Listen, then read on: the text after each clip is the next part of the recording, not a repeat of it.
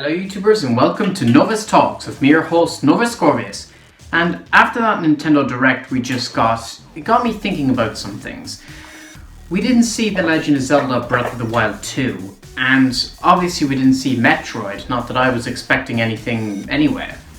But the fact that we didn't see Breath of the Wild implies that it's not coming out this year. Because Anuma said we were getting information this year, but the fact that he said we don't have anything to show implies that the game isn't coming out till the beginning of next year. And based on the job hirings that we've had from Retro Studios for Metroid Prime 4, and based on how long that game has already been in development, we've been guessing a November 2022 release for Metroid all along. And with Breath of the Wild 2, I doubt it will be coming out in late 2022. I think maybe at one point it was a 2021 game but got pushed into 2022. And so I'm thinking maybe they're going to start the year off with Breath of the Wild 2 and end with Metroid Prime 4. And that's basically the crux of this idea here. I think Breath of the Wild 2 might come out on March 3rd, just like the original did. And it'll come out exactly 5 years after the original game came out, and it'll be a great way to kickstart the year for Nintendo. And I think they'll close out with Metroid Prime 4, which is absolutely crazy, and maybe I'm wrong here, but the stars look like they're aligning for this. And, I never would have imagined that we could potentially get a future where both these games release in the same year, let alone release even close to each other at all, but it's looking like this is the case. Now, maybe E3 comes around and we find out Breath of the Wild is coming out this year, which is fine. I'm happy to get the game sooner, but for the sake of this video, we're going to pretend that it is coming out next year, presumably around March, and I would presume I have to give Retro the benefit of the doubt here and assume Metroid is coming out in November, simply because it's a big game and all the other Metroid Prime games have come out in November, so it makes sense that way. So that leaves only one big Nintendo game that everyone's waiting for left, and that's Bayonetta 3, which we also heard nothing from in this Direct. I do think if it's even coming out that it is a 2021 game. If we don't see it this year, and if it doesn't come out this year, then I don't think it's coming at all. So for me, I genuinely think Bayonetta 3 is coming this year. And then next year we'll get both Breath of the Wild and Metroid. What exactly happens if this turns out to be true? If we get both Zelda and Metroid next year, what does that mean for Nintendo and for the Switch and its sales? Well, it means Nintendo, if all goes well, will sell a lot of Switches next year. Maybe more than they've been doing all along, because so far they seem to be selling on average 20 million Switches per year. And if you have both Zelda and Metroid out next year, that could potentially go up to between 22 to 25 million. Now, Metroid isn't a system seller, but they are putting everything they've got into Metroid Prime 4. They want this to be beyond the success of any other Metroid game before it, so they are going to market and promote the hell out of that game. I don't think it'll be a system seller, but I think it will be something that gets a lot of attention and gets current Switch owners interested. It'll sell a few Switches, don't get me wrong, but I don't know if it'll sell gangbusters like Breath of the Wild will, but maybe I'm wrong. We've seen nothing yet of the game, so it's hard to say at this point. But where does that leave Nintendo then?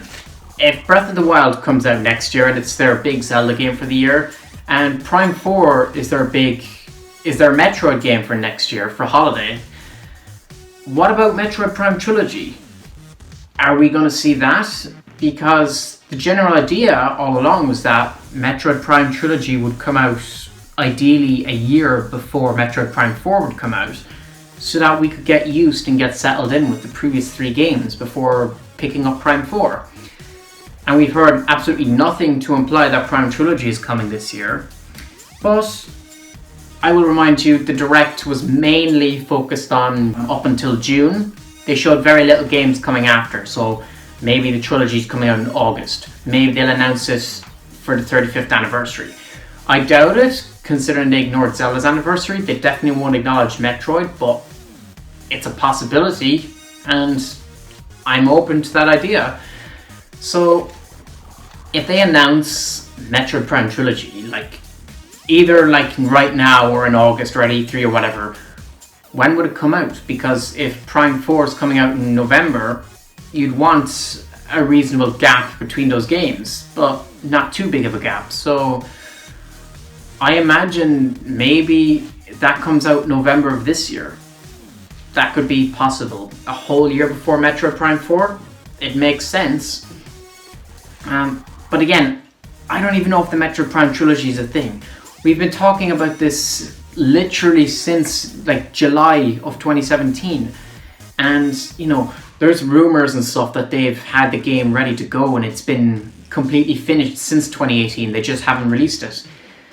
I don't buy that though. I mean, it makes sense, but at the same time, would they really wait this long with a game that's completely finished without knowing that there's a chance that they might not actually sell that many units with it? I don't know personally. Maybe they would. Maybe they have a grand plan. I don't know, but in my personal opinion, I don't see it happening. And of course, Breath of the Wild 2, let's not forget, if it is coming out next year, that means it kind of adds further fuel to the theory that Hyrule Warriors Age of Calamity was released early, because we speculated for a while that Mario 3D World was supposed to come out in November and that Hyrule Warriors Age of Calamity was going to come out in February for the 35th anniversary of Zelda, because Mario 3D World missed Mario's 35th anniversary, regardless if Nintendo's still celebrating it. So if Hyrule Warriors was supposed to come out in February, I mean, that's almost a full year before Breath of the Wild 2. So if that's the case, then I think maybe that was their original plan there. Things got switched around. We got the game earlier than what was maybe planned, but hey, I'm not complaining. That game was fantastic. But I feel like maybe they were going to release it February this year so that it would be closer to the time for Breath of the Wild 2, and that people would get into the story and be caught up a lot sooner, if you know what I mean. That could be why we're getting DLC.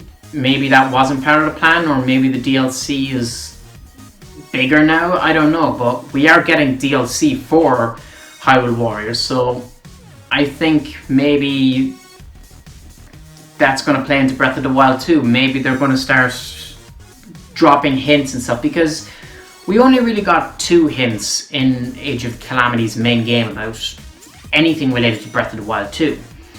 Those 2 things were, well, the champions traveling back in time from the Breath of the Wild timeline implies that in Breath of the Wild 2 we're going to get some sort of reference to Age of Calamity.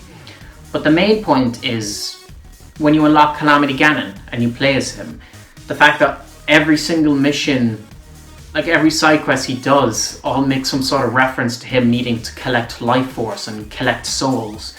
And that seems like that would play into Breath of the Wild 2, considering what the trailer showed us. So I think maybe the DLC expands on that idea a bit, assuming there's story details, we don't know yet. And maybe they start gearing us up for that. That's what I think's going on. But if that is the case, then we gotta have something to gear us up for Metroid, especially if they want it to be extremely successful. You can't just release it on its own and not have newcomers feel left out, feel like they need to play the old games but can't because it's not on the Switch.